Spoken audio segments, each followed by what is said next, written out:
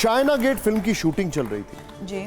1998 को फिल्मी मैगजीन में खबर छपती है कि डायरेक्टर राजकुमार संतोषी के पास अंडरवर्ल्ड डॉन छोटा राजन का फोन आता है और यह कहता है कि ममता कुलकर्णी को फिल्म में कास्ट करो, और उन्हें कास्ट करना पड़ता है। छोटा राजन ममता कुलकर्णी पर इतना मेहरबान क्यों था?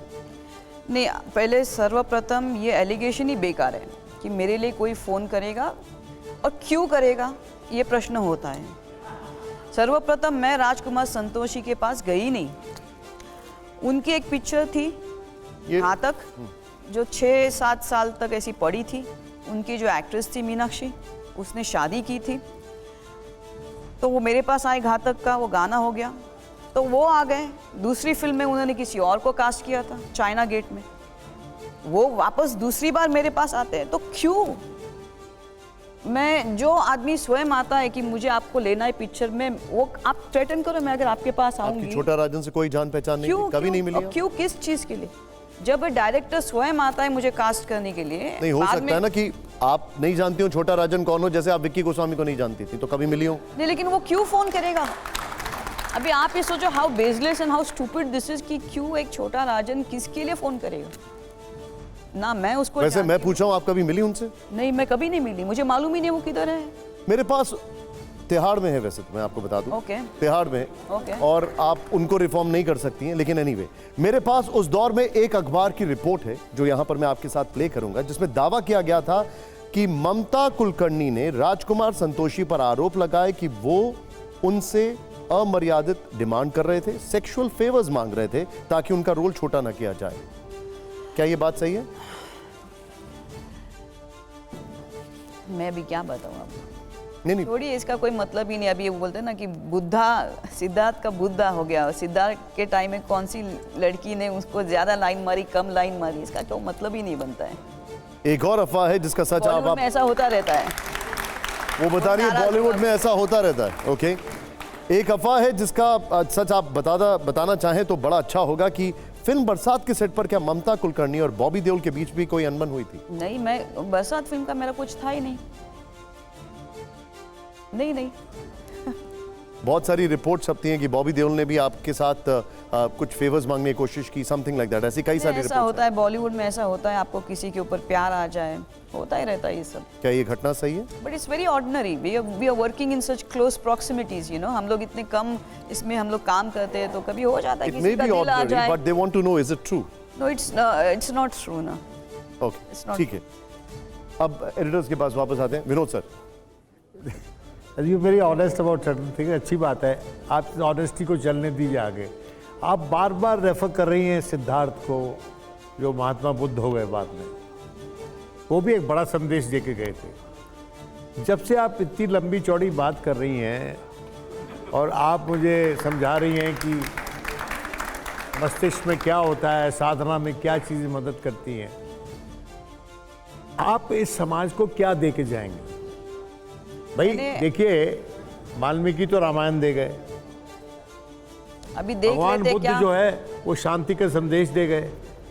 वहाँ पर उनके मंदिरों में जाओ तो देसी घी के दिए जलते हैं। वहाँ पर जाके आदमी की आत्मा एकदम स्वच्छ हो जाती है उन मंदिरों में जाकर। किनके मंदिर में? सॉरी, बौद्धों के मंदिर में जाकर एकदम उसमें जो पवित्रता होती है वो एकदम आप पे हावी हो जाती है। आपने अभी तक क्या हासिल किया है कि जब आपकी याद होगी, जैसे कि? नहीं, मैंने काफ़ी है मेरे पास, क्या उसको बोलते, खान है, लेकिन वो ऐसा शिष्य भी मिलना चाहिए ना। और जैसे आपने बोला कि मैं क्या कर सकती हूँ, मुझे एक्चुअली मैं 5-6-7 शिष्यों को तैयार करना चाहती हूँ, लेकिन वो मेरे जैसी साधना करने को तैयार हो तो। क्या आप कोई फिल्म बनाएंगी अपनी जीवनी, जिसमें आप कैसे फिल्म दम से यहाँ पर एस्थेटिक लाइफ की तरफ चली गई, आप साध्वी हो गई, और अब आप उस पे फिल्म बनाइए कि आइए कैसे हुआ परिवर्तन? क्योंकि जो मैंने गाइड का हवाला दिया था, गाइड में उसने तपस्या रखी पानी के लिए, उसने जीवन दान दे दिया अपना कि वर्षा हो जाए। रामा मेघ दे पानी दे, वो गाना है वहाँ पर। अभी आप जो कह रहे हो ना, वो सुन रही है मेरी मम्मी है ना, आप फिल्में देखती हैं वैसे ममता जी? देखते मेरे द्वारा वो क्या करना चाहती है जीवन के अंदर, वो माध्यम देगी, मैं करूंगी। आप फिल्में देखती हैं ममता जी वैसे? बहुत कम, देखे ही नहीं काफी। आखिरी फिल्म कौन सी देखी थी आपने?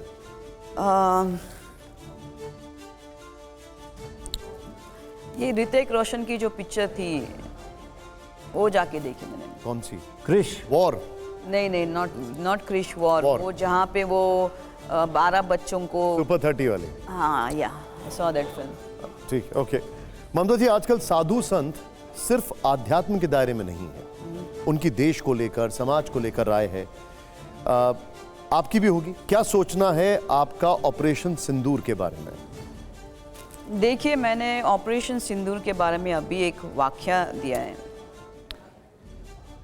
कि ये अपना अटैक कब बहुत पहले होना चाहिए था, बहुत देर हो गई है। हमको क्या है, बार बार हम लोग, क्योंकि हमारे हिंदू धर्म में है ना अहिंसा, शांति, समाधान, तो कभी कभी ये कमज़ोरी का स्वरूप भी सामने आ जाता है।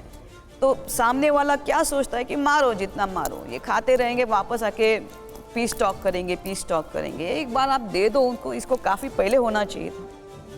तो ये नहीं होता जो आज हुआ ये 25 फैमिलीज़ के साथ ना, और ये बहुत दुर्भाग्य चीज़ हो गई जो हो गई है। देखिए, मुसलमानों से मुझे बहुत प्यार है, लेकिन मुसलमानों से प्यार मतलब आतंकवादी से प्यार नहीं होता।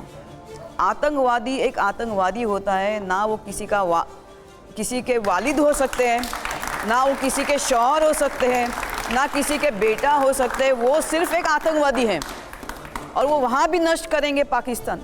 अगर ये जल्दी नहीं समझेंगे तो ये मैप निकल जाएगा पाकिस्तान।